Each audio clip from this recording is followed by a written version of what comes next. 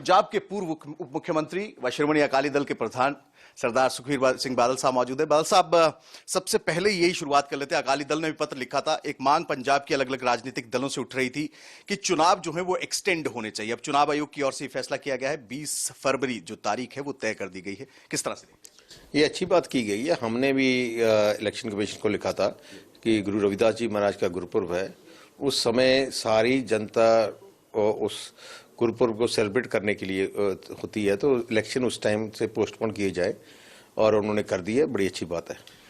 Sir, प्रचार पे आते हैं। मैं आपकी अभी वर्चुअल रैली जो है वो देख रहा था, खरड़ हलके में आज आपने वर्चुअल रैली करी है। अकाली दल का इतिहास रहा है बड़ी बड़ी रैलियों का, मतलब पंजाब में बड़ी रैलियां जो करता था वो अकाली दल करता था। तो ऐसी परिस्थितियों में जो रिस्ट्रिक्शंस लगाई गई हैं चुनावों से पहले कि आप वर्चुअली जो है लोगों से कनेक्ट कर सकते हैं, कितना इसको आरामदायक मान रहे हैं, या फिर कितना कनेक्ट जो लोगों से हो सकता है फिजिकल रैलीज में, क्या वो वर्चुअल रैलीज में बन पा रहा है? नहीं, वर्चुअल रैली और फिजिकल रैली में बहुत जमीन आसमान का फर्क है। जो माहौल, जो मूड इलेक्शन का होता है वो फिजिकल रैलीज में बनता है, और यहाँ तो एक सिस्टम है वर्चुअल से कि हम कम्युनिकेट करने का सिस्टम है, पर वो इलेक्शन का माहौल बनाना तो फिजिकल रैलीज ही है। आज आपने इंटरैक्ट किया है सर, किस तरह का रिस्पांस जो है वो खरड़ हलके के 3 इलाकों के लोग आपके साथ जुड़े थे? एक इसमें फायदा मुझे ये लगा कि लोग आपसे डायरेक्ट इंटरैक्ट कर सकते हैं, आपकी समस्या बता सकते हैं। आपका जो एक पेपर डॉक्यूमेंट या विजन डॉक्यूमेंट है पंजाब के लिए आने वाले के लिए, वो आपसे पूछ सकते हैं इस बात। ये बात तो सही है। जब नॉर्मल रैलीज होती है वो वन वे कम्युनिकेशन होता है, कोई लीडर की कम्युनिकेशन टू द पब्लिक। इसमें जो लोकल इश्यूज हैं वो लोग उठा के लीडर को पूछ सकते हैं कि ये हमारी समस्या है, और हमें भी मालूम चल जाता है कि उस एरिया की समस्या क्या है, और उसी टाइम में हम नोट भी कर लेते हैं क्या समस्या। सो अगर मौका मिले ये जो मेन इश्यूज है इसको सॉल्व किया जाए। सर, तमाम पार्टियों की ओर से ज्यादातर कैंडिडेट्स जो हैं वो उतार दिए गए हैं। आपने भी लीड ली, आपने भी जो है इलेक्शन से पहले ही कैंडिडेट्स की लिस्ट जो है वो उतार दी थी, दे दी थी, ताकि कैंडिडेट्स हल्के में जाकर प्रचार कर सकें। आज के परिप्रेक्ष्य में चाहे कांग्रेस हो, अकाली दल हो, आम आदमी पार्टी हो, तीनों की ओर से जो कैंडिडेट्स उतरे हैं, कि कहां पर अकाली दल को आप देखते हैं सर आज के परिप्रेक्ष्य? एक ही स्टेबल पार्टी है और श्रोमणी अकाली दल है। 2 महीने पहले हमने सारे कैंडिडेट उतार दिए, वो कैंपेन भी उनकी चल रही है। दूसरी सब पार्टियां ढूंढ रही हैं किस पार्टी से कोई नाराज होगा को हम अपनी पार्टी में लेके जाएंगे। बीजेपी तो बैठी है साइड में, जिसको टिकट नहीं मिलती उनको हम अपनी पार्टी में बुला लेते हैं। यही हालत आम आदमी पार्टी की है। सो स्टेबिलिटी पूरे सब पार्टियों में से एक ही पार्टी की है, श्रोमणी अकाली दल की। सर, क्या कुछ मुद्दे जो है प्रमुखता के साथ पंजाब की जनता के बीच में अकाली दल लेके जा रहा है? वर्चुअल रैली से आप इंटरैक्ट कर रहे हैं। अकाली दल 2022 के इन चुनावों में किन प्रमुख मुद्दों के साथ जो है जनता के बीच में? ये सबसे बड़ा मुद्दा है कि ये पंजाब की अकेली पार्टी है जो पंजाब की लोगों की भावना समझती है, जो पंजाबियत और पंजाब के लिए लड़ती है, वो श्रोमणी अकाली दल ही है। दूसरी सारी पार्टी नेशनल पार्टीज हैं, उनका इंटरेस्ट पंजाब में कोई नहीं है, और उनकी जो कमिटमेंट लेवल पंजाब पर है, पंजाब की जनता पर, वो नहीं है। उनकी लीडरशिप वो पंजाब के लोग नहीं डिसाइड करते, वो डिसाइड उनकी सेंट्रल लीडरशिप करती है किसको मुख्यमंत्री बनाना, क्या पॉलिसी रखनी है। सो ऐसी जब सिचुएशन हो तो पंजाब की जनता अपनी पार्टी को प्रेफर करेगी। पंजाब में ज्यादातर तमाम पूरे देश में कहीं पर भी चुनाव हो, जातिगत समीकरणों को साधने का बड़ा प्रयास किया जाता है, और ये तमाम दलों के साथ देखने को भी मिल रहा है। सर, आज के परिप्रेक्ष्य में क्या बात करें तो पंजाब में क्या प्रमुख मुद्दे जो कि धरातल पर देखने को मिलते हैं लोगों के, वो हावी दिखते हैं, या फिर जात धर्म की राजनीति? श्रोमणी अकाली दल कभी जात धर्म की राजनीति नहीं करता। श्रोमणी अकाली दल क्योंकि पंजाब की पार्टी है, पंजाब की स्ट्रेंथ यूनिटी में है। हमारी पार्टी की जड़ी सोच है कि सारे धर्मों को सत्कार करो, सारे धर्मों के लोगों को इकट्ठे रखो, क्योंकि आप हमको उनको जोड़ के रखेंगे तो पंजाब प्रॉस्पर करेगा। स्टेबिलिटी पंजाब में रहेगी तो पंजाब की स्ट्रेंथ होगी। और जो दूसरी पार्टियां वो तोड़ के राजनीति करना चाहती हैं कि अगर हम 2 धर्मों को लड़ाएंगे तो वो धर्म मुझे वोट देगा, वो पंजाब के लिए ठीक नहीं है। सो क्योंकि ये नेशनल पार्टीज हैं, इनका इंटरेस्ट और है, इसीलिए वो पंजाब की बेहतरी नहीं सोचती हैं, वो अपनी बेहतरी सोचती हैं। आज के दिन की अगर बात करें, जिस तरह के समीकरण हैं सर, 4.5 साल कैप्टन अमरिंदर सिंह मुख्यमंत्री रहे। एक नाराजगी उनकी ही पार्टियों के नेताओं की ओर से जता दी गई कि वो ज्यादातर फार्म हाउस पर रहे। 110 दिन के लिए चरणजीत सिंह चन्नी को लाया गया, एकदम से चेहरा चेंज किया गया, नाराजगी दिखी नवजोत सिंह सिद्धू की, पार्टी आला कमान के अन्य नेताओं की। ऐसी परिस्थितियों में किस तरह से देखते हैं सर कि कांग्रेस में जिस तरह से 4.5 साल का जो काम कर रहा, या 110 साल का काम चन्नी कह रहे हैं कि मैंने 3 साल के काम 110 दिन में कर दिए, क्या वाजिब समझते हैं? चन्नी बताऊं क्या है, नॉन सीरियस पंजाब के लोग इसको सीरियस लेते नहीं। 450 जो कैप्टन अमरिंदर सिंह था वो तो गायब ही था, वो मुख्यमंत्री कहने के नाम था पर पंजाब में नहीं थे। चन्नी ने ड्रामे किए, प्रैक्टिकली कोई बात नहीं की, इसीलिए उसको मजाक उड़ने लग गया। सब लोग इसकी, आप जो सोशल मीडिया में देखो, इसके ऊपर मजाक उड़ा रहे हैं। सो जो लोग किसी चीफ मिनिस्टर को सीरियस ही नहीं मानते, सो वो केबल थोड़ी है। अगर बात करें सर, जिस तरह से ये तमाम चीजें चल रही हैं, नवजोत सिंह सिद्धू हैं, लगातार आप पर भी, आपकी पार्टी पर भी हमला बोलते रहते हैं। ऐसी परिस्थितियों में अगर बात करें, उनकी पार्टी में ही उनकी खिलाफत भी देखने को मिल रही, कहाँ स्टैंड देखते हैं आप? पंजाब की सियासत से बेहद अच्छी तरह से वाकिफ हैं, आज की डेट में कांग्रेस बिल्कुल फिनिश्ड है। आप देखेंगे इनकी सारी लीडरशिप हारेगी, 10-15 सीटों से ज्यादा नहीं आएंगी, क्योंकि पंजाब के लोगों को उनकी भावना को के ऊपर उन्होंने मजाक उड़ाया है। झूठी कस्में खा के उन्होंने लोगों की भावनाएं से खेला है। वो पंजाब की जनता उनसे जवाब मांग रही है। अगर बात करें सर, एक और 2017 में आम आदमी पार्टी जिस तरह से आई, और अब जगह जगह पर एक नारा देखने को मिलता है कि एक मौका केजरीवाल को। अब उससे भी हटकर पार्टी की ओर से ये डिसाइड किया गया कि जनता के कॉल्स के माध्यम से सीएम चुनेंगे। कल उसकी डिक्लेरेशन होने वाली है, क्या कहेंगे सर?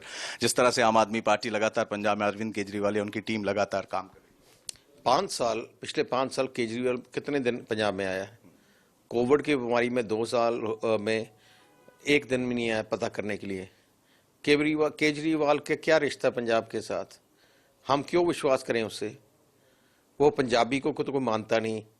अगर प्रेस कॉन्फ्रेंस भी करनी होती है तो वो राजीव सड्डा वहाँ दिल्ली से भेजता है, पंजाब के प्रधान के सामने बोलता है कि इसको अच्छा आदमी ढूंढ के देंगे। अपने प्रधान कांग्रेस का, अपने आम आदमी पार्टी के प्रधान को भी अच्छा नहीं मानता। उसकी ईगो बहुत बड़ी है, वो चाहता है कि मैं प्रधान मुख्यमंत्री बनूं। केजरीवाल की क्या गारंटी है? उसका हम क्या भरोसा करें? क्या पंजाबी उसको पकड़ सकते हैं? अगर ये नहीं बात नहीं मानेगा, दुकान बंद करके और कहीं चला जाएगा। और ये जो फोन का ड्रामा है, एक दिन में कितने सेकंड होते हैं? तो कोई बता रहा था 80,000 सेकंड, और ये बोल रहा है हमें 10 लाख कॉल आ गई है। एक फोन में इतनी कॉल कैसे आ सकती हैं? इसकी केजरीवाल की पॉलिटिक्स झूठ पर निर्भर है। इतने बड़े झूठ बोलता है, इतने बड़े झूठ बोलता है, लोग शायद, कोई लोग तो समझते हैं शायद कुछ ना कुछ तो होगा ही। सो ये ड्रामे अब सब रोज समझने लगे हैं, इसको कोई सीरियस नहीं लेता। बस अब चुनावों से पहले, यानी कि चुनाव डिक्लेरेशन से पहले, फ्रीबीज बांटने का बड़ा एक चलन देखने को मिला पंजाब में। मुफ्त दे दिया जाएगा, ये दे दिया जाएगा, बिजली फ्री कर देंगे, ये कर देंगे। क्या कहेंगे सर इन तमाम चीजों को लेकर? पंजाबियत जो है वो अपनी सेल्फ रिस्पेक्ट के लिए जानी जाती है। ऐसे में पंजाबी जो है वो आपसे इंटरैक्ट भी कर रहा है, तो क्या कुछ कह रहा है जो ये वायदे किए गए हैं पार्टियों की ओर से, अलग अलग पार्टियों की ओर से, कि तमाम चीजें दे दी जाएंगी, मुफ्त में दे दी जाएंगी, इसको लेकर? जो सरकार होती है उसका मतलब कोई पैसे इकट्ठे करना नहीं टैक्स करके अपने। अगर जो टैक्स आता है उसको डिवाइड करना पड़ता है।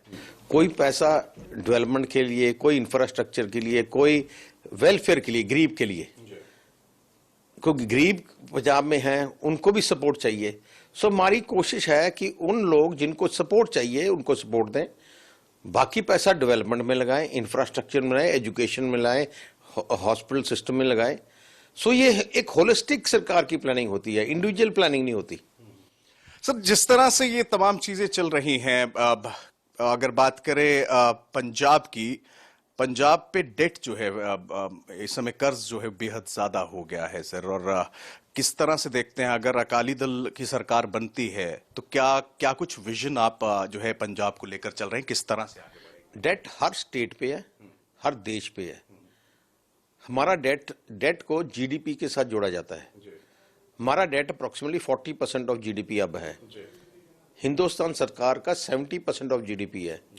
अमेरिकन सरकार का 95% और 99% सॉरी ऑफ देयर जीडीपी है डेट। सो डेट का मतलब नहीं है कि मर जाता बंदा। सबसे ज्यादा कर्जा जे किसी हिंदुस्तान के किसी आदमी पे वो अंबानी पे है, पर वो सबसे अमीर है। पॉजिटिव डेट और नेगेटिव डेट, अगर डेट लेकर आप इकॉनमी को स्टिमुलेट करें, डेवलपमेंट कराएं, ये पॉजिटिव डेट होता है। उससे क्या होता है, इकोनॉमिक एक्टिविटी चलती है और रेवेन्यू इंक्रीज होती है। सो ये एक बार अगर आप डेट लें फजूल खर्चे के लिए, वो माड़ा है। हमारी सोच रही है कि हम डेट लेकर इंफ्रास्ट्रक्चर क्रिएट करते हैं जिससे इकोनॉमी स्टिमुलेट होती है और उससे ग्रोथ होती है। यही कारण है हमारे टाइम में जीडीपी बहुत स्पीड पे बढ़ी और उससे हमारा डेट, जब हमारा डेट टू जीडीपी रेशियो हमने 45% से 30% पे ले आए, पर जो अब कांग्रेस की सरकार उसने 30 से वापस 40 में ले गई।